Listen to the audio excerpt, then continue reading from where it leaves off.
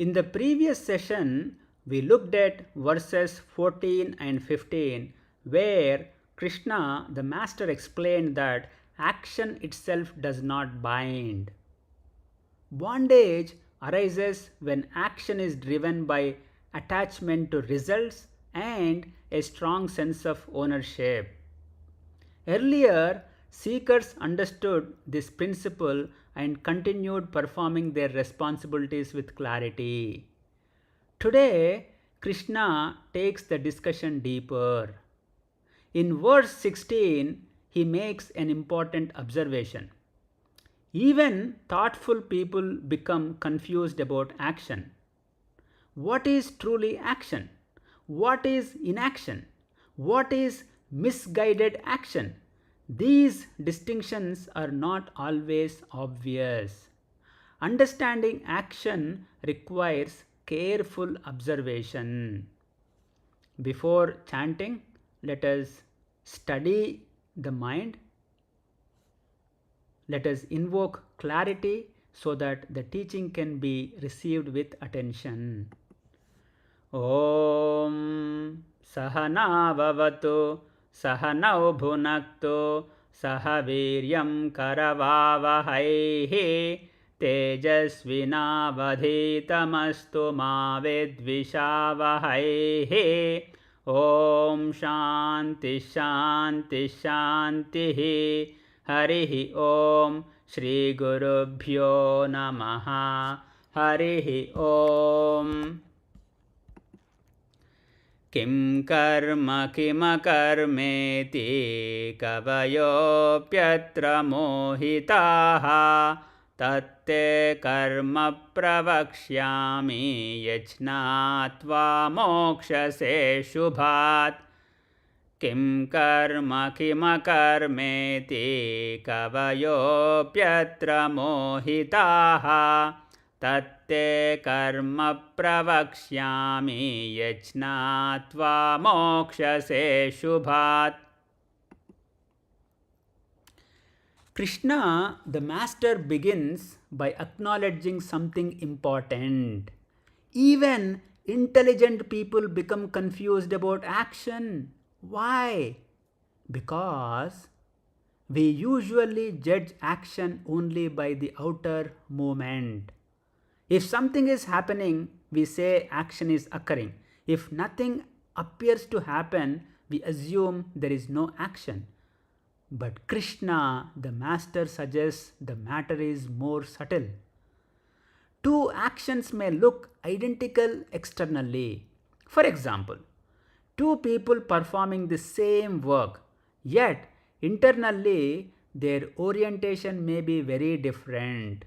One person may act from anxiety, competition, or desire for recognition.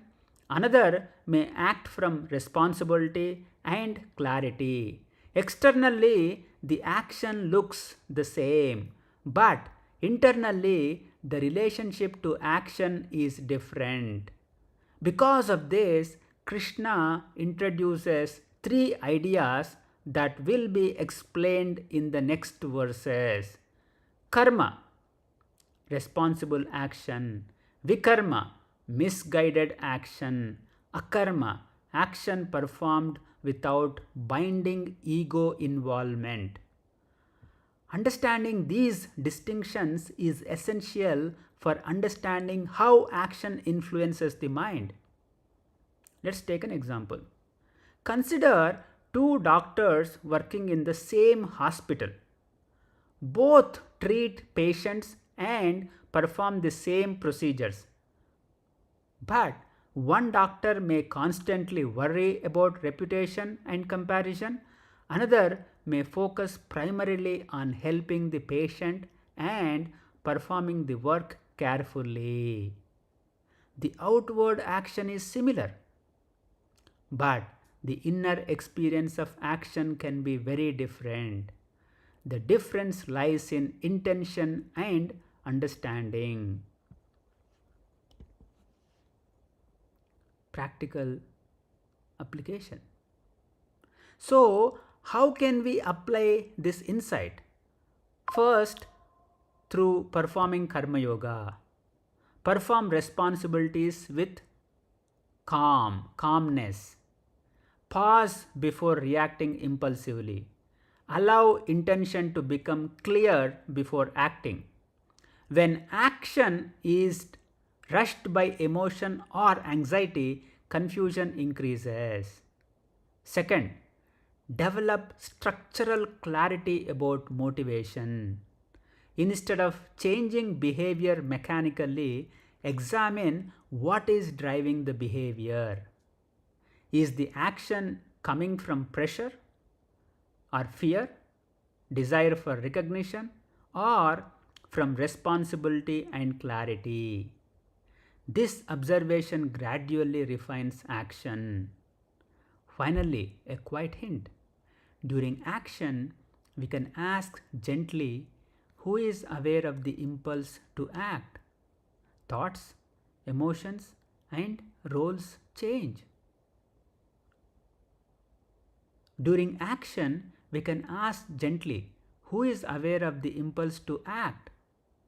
Thoughts, emotions, and roles change, but the awareness that observes them remains constant. Recognizing this slowly reduces the sense of being trapped by action. As we close, today's verse 16 begins an important section of the Gita. It reminds us that understanding action is not simple. The outer movement of life is only one part. Intention, awareness, and understanding also shape the nature of action. When we observe these carefully, action gradually becomes clearer and less burdensome.